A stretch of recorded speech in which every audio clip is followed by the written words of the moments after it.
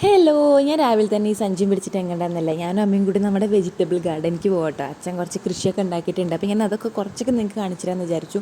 ഇത് മഞ്ഞളാട്ടോ, പിന്നെ പയർ, അതുപോലെ കായപ്പയ്ക്കൊക്കെ ഉണ്ടാക്കിയിട്ടുണ്ട്. അപ്പോൾ നമ്മൾ കുറച്ചൊക്കെ പൊട്ടിച്ചിട്ടോ. അപ്പോൾ ഇത് നമ്മുടെ റംബൂട്ടാനാണ്, പഴുത്തിട്ടില്ല. അപ്പോൾ അവിടുത്തെ പുല്ലൊക്കെ വെട്ടി ശരിയാക്കുകയാണ് അച്ഛൻ.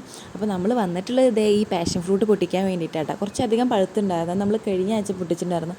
ഇപ്പോൾ കുറച്ച് പഴുത്തുണ്ടായിരുന്നു, അപ്പോൾ അതൊക്കെ നമ്മൾ പൊട്ടിച്ചു. അപ്പോൾ അച്ഛൻ അവിടെ ഇരുന്നിട്ട് പുല്ലൊക്കെ വെട്ടി ശരിയാക്കുന്നുണ്ട്. അപ്പോൾ ഇതിങ്ങനെ പന്തലായതുകൊണ്ട് നമുക്കിങ്ങനെ കുനിഞ്ഞിട്ടാണ് നടക്കാൻ പറ്റുള്ളൂ. അപ്പോൾ ഇത് നമ്മുടെ മഞ്ഞളാണ്. അതിൻ്റെ ബാക്കിൽ നമ്മുടെ അയിനിച്ചക്ക നിൽക്കുന്നുണ്ട്, ചെറിയ ചക്ക. അത് പഴുത്തിട്ടില്ല, പഴുത്ത ഞാൻ നിങ്ങൾക്ക് കാണിച്ചു തരണ്ടേ. അപ്പോൾ ഇത് നമ്മൾ കുറച്ചൊക്കെ പൊട്ടിച്ചിന് നമ്മൾ മുകളിലേക്ക് പോവുക കേട്ടോ. അവിടെ കായപ്പയ്ക്കൊക്കെ ഉണ്ട്, അതുപോലെ ഇഞ്ചി ഉണ്ട്.